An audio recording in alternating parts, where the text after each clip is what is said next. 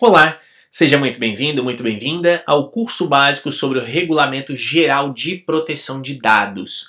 Eu sou o professor Matheus e na aula de hoje eu quero falar aqui para você sobre os principais atores que estão presentes no RGPD. Ou seja, quais são as pessoas ou instituições que executam ações aí conforme o Regulamento Geral de Proteção de Dados. Então, começo dizendo que o próprio RGPD define em inúmeros momentos, basicamente ali no artigo 4º, que é o artigo de definições, aqueles que são os principais atores em sua aplicação. Então, por exemplo, o que significa titulares de dados pessoais? Então, é a pessoa singular, identificada ou identificável, como a gente viu lá no início do curso. Se você ainda não assistiu essa aula, dá uma olhadinha no cartãozinho que eu estou colocando aqui agora e assiste essa aula sobre quem são, né, os titulares de dados pessoais e como defini-los, especialmente no que diz respeito a essa questão da informação identificada, da pessoa identificada ou identificável.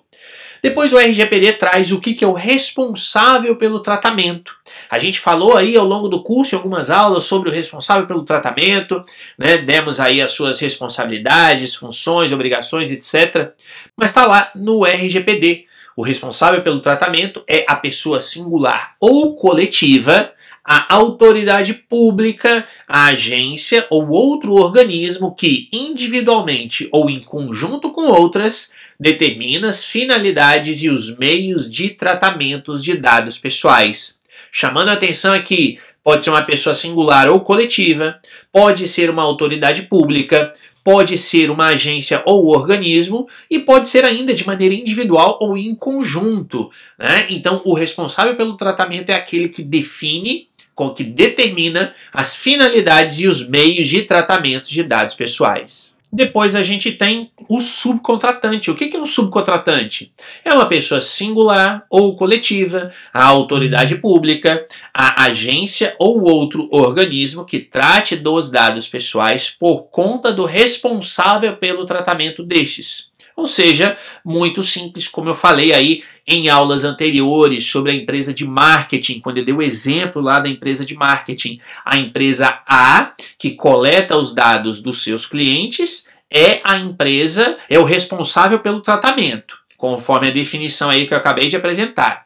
Aí a empresa A contrata a empresa B, portanto a empresa B aqui é a subcontratante. Por quê? Porque vai ser a empresa B que vai prestar para a empresa A o serviço de marketing. Então, nesse caso, a empresa A vai transferir os dados que ela recebeu lá dos clientes, ela vai transferir esses dados pessoais para a empresa B, e a empresa B vai agir ou vai atuar, ou seja, vai enviar os e-mails lá de propaganda em nome da empresa A para aqueles clientes. Claro que aqui existe uma relação muito clara aí do responsável pelo tratamento, que é a empresa A é quem recolheu os dados e a empresa B é a subcontratante. Inclusive o RGPD fala sobre aquelas cláusulas tipo, que devem estar presentes nos contratos entre o responsável pelo tratamento e o subcontratante. Então o subcontratante é quem vai tratar os dados pessoais em nome do responsável pelo tratamento. Existem ainda as autoridades de controle, que a gente vai falar aí com mais detalhes na próxima aula. Autoridade pública independente criada por um Estado-membro nos termos do artigo 51. Então, aqui em Portugal, se chama Comissão Nacional de Proteção de Dados. Existe ainda o representante. Quem é o representante? O representante é uma pessoa singular ou coletiva, estabelecida na União Europeia, que, designada por escrito pelo responsável pelo tratamento ou pelo subcontratante, representa o responsável pelo tratamento ou o subcontratante no que se refere às suas obrigações respectivas nos termos do presente regulamento. Traduzindo isso aqui tudo, quem é o representante? Imaginemos uma empresa brasileira que atue aqui na União Europeia, em qualquer Estado membro da União Europeia. Então, mas ela só faz vendas pela internet, por exemplo. Então, nesse caso, a empresa precisa ter um representante seu aqui na União que vai, obviamente, representá-la, ou seja, vai ser a pessoa responsável por cuidar dos dados pessoais em nome da empresa no âmbito da União Europeia. Por isso que eu coloquei aqui, é vinculado a empresas de fora da UE. Depois a gente tem o Comitê Europeu para a Proteção de Dados, que é um organismo da União Europeia dotado de personalidade jurídica que assegura a aplicação coerente do regulamento, e as suas atribuições estão lá no artigo 70. A gente tem ainda os tribunais judiciais, é claro, que são as instituições, óbvio, que vão garantir o direito de ação do titular de dados pessoais contra uma autoridade de controle, como está lá no artigo 78, ou contra um responsável pelo tratamento, ou contra um subcontratante, como está no artigo 79.